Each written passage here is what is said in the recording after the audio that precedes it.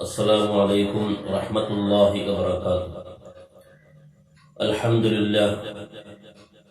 لله وكفى والسلام على عباده الذين اصطفى وعلى آله وأصحابه أهل الصدق والوفاء. أما بعد، أعوذ بالله من الشيطان الرجيم. بسم الله الرحمن الرحيم.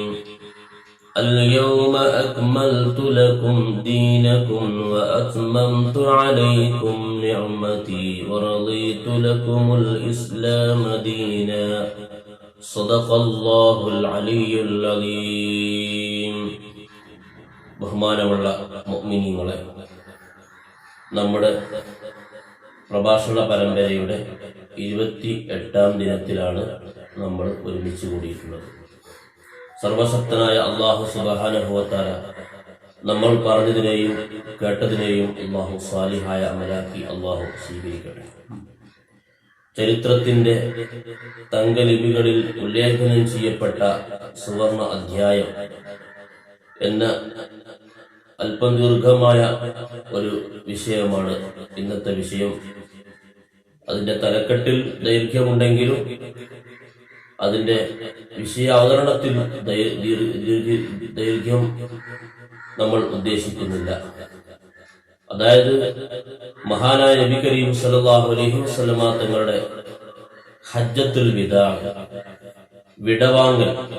വിടവാങ്ങൽ ഹജ്ജ് ഇസ്ലാമിക ചരിത്രത്തിൽ എന്നും ഓർമ്മിക്കപ്പെടുന്ന ദിനങ്ങളാണ്.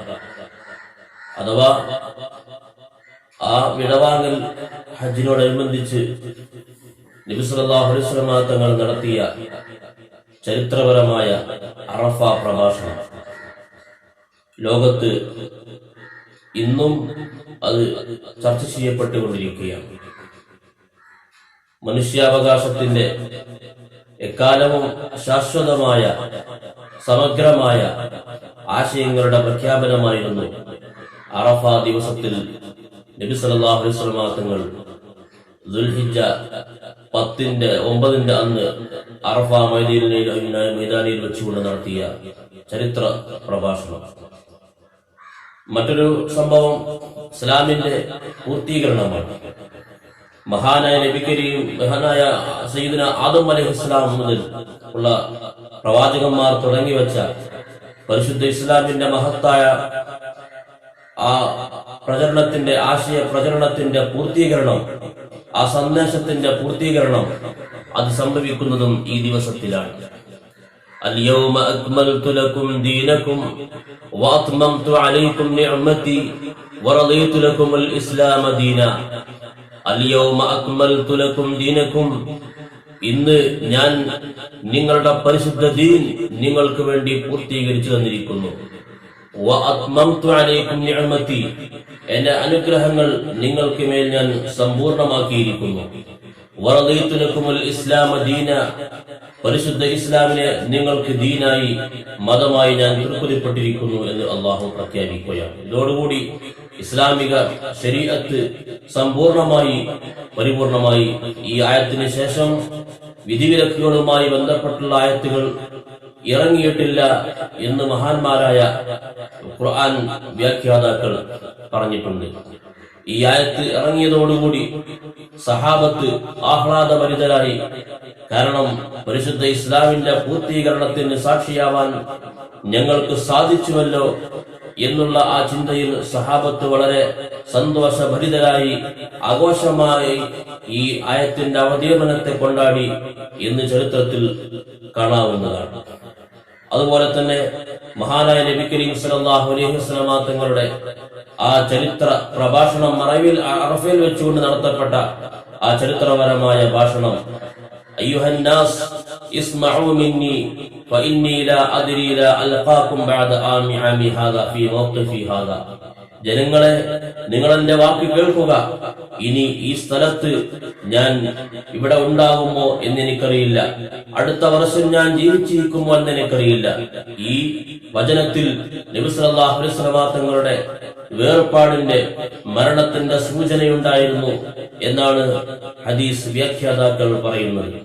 എന്നിട്ട് നബി സല്ലല്ലാഹു അലൈഹി വസല്ലം തങ്ങൾ സഹാബത്തിനോട് പറഞ്ഞു, ഈ പരിശുദ്ധമായ ഈ മാസത്തിന്റെ പരിശുദ്ധി പോലെ, ഈ ദിവസത്തിന്റെ പരിശുദ്ധി പോലെ, ഈ സ്ഥലത്തിന്റെ പരിശുദ്ധി പോലെ നിങ്ങളുടെ സമ്പത്തും നിങ്ങളുടെ രക്തവും നിങ്ങളുടെ അഭിമാനവും അത് പരിശുദ്ധമാണ്. ഒരാളും മറ്റൊരാളുടെ രക്തം ചിന്താൻ പാടില്ല, ഒരാളും മറ്റൊരാളുടെ സമ്പത്ത് അപഹരിക്കാൻ പാടില്ല, ഒരു സഹോദരൻ മറ്റൊരു സഹോദരനെ അപമാനിക്കാൻ പാടില്ല.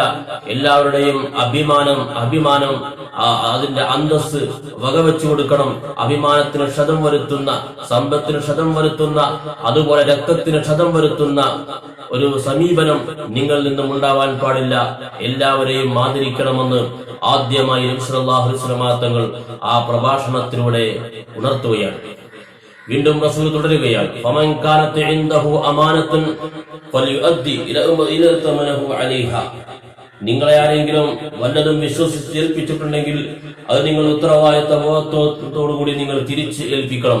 വിശ്വസ്തത അത് ഒരു മനുഷ്യന്റെ ഏറ്റവും വലിയ സമ്പത്താണ്. അത് കാത്തു സൂക്ഷിക്കണമെന്ന് നബി സല്ലല്ലാഹു അലൈഹി വസല്ലം തങ്ങൾ സഹാബത്തിനെ ഉത്ബോധനം ചെയ്യുകയാണ്. അതുപോലെ ജാഹിലിയ്യ കാലഘട്ടത്തിലുണ്ടായിരുന്ന മുഴുവൻ ദുരാചാരങ്ങളും അവിടുന്ന് ചവിട്ടി താഴ്ത്തിയതായി പ്രഖ്യാപിക്കുകയാണ്. പ്രത്യേകിച്ച് പലിശ സമ്പ്രദായം, പാവപ്പെട്ടവന്റെ നട്ടലൊടിക്കുന്ന പലിശ എന്ന് പറയുന്ന ദുരാചാരം അതിശക്തമായ ഭാഷയിൽ നബി സല്ലല്ലാഹു അലൈഹി വസല്ലം തങ്ങൾ അവിടെ ചവിട്ടി താഴ്ത്തുകയാണ്. വഇന്ന റിബൽ ജാഹിലിയ്യത്തി മൗദൂഉൻ.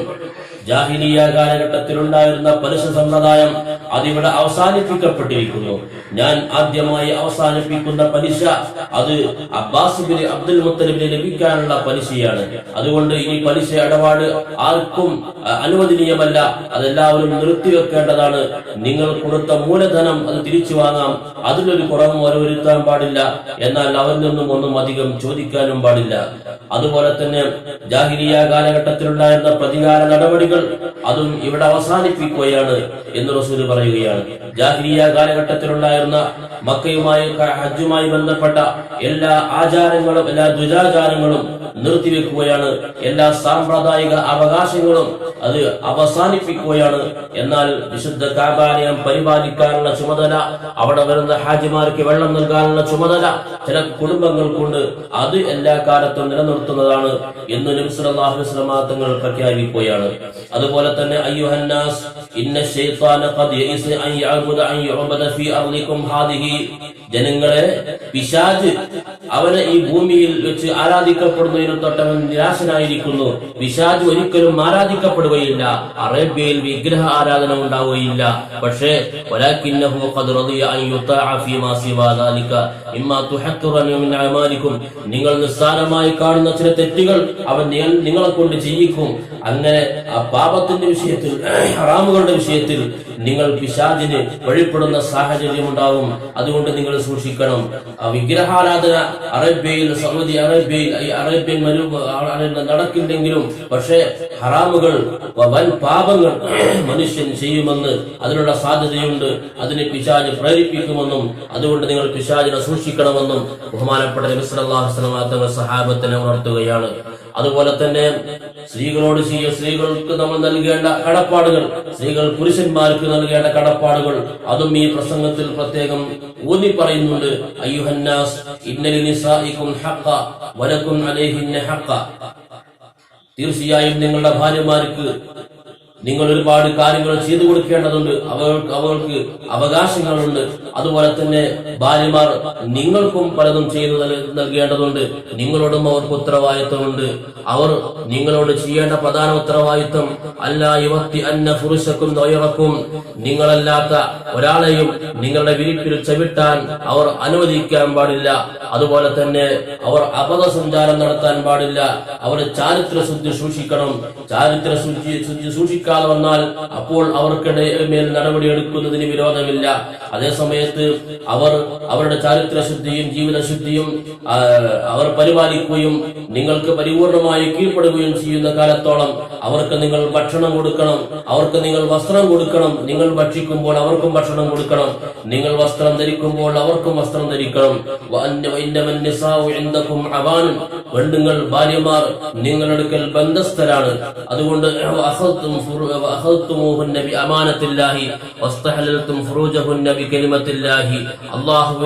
അല്ലാഹു പരിശുദ്ധ ഖുർആനിൽ പഠിപ്പിച്ച വചനം കൊണ്ടാണ് നിങ്ങൾ നിങ്ങളുടെ ഭാര്യമാരെ ഉടമയാക്കിയിട്ടുള്ളത്.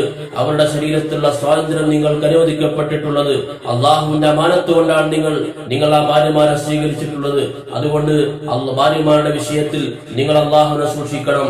ആ ഭാര്യമാരോട് ചെയ്യേണ്ട കടപ്പാടുകളും നന്മകളും ഞാൻ എന്തൊക്കെ പറഞ്ഞോ അത് നിങ്ങൾ സ്വീകരിക്കണം എന്ന് നബി സല്ലല്ലാഹു അലൈഹി വസല്ലം തങ്ങൾ ഈ പ്രഭാഷണത്തിൽ പറയുകയാണ്. അതുപോലെ തന്നെ ഇന്നമൽ മുഅ്മിനൂന ഇഖ്വ, എല്ലാ സത്യവിശ്വാസികളും ഏകോദര സഹോദരന്മാരാണ്.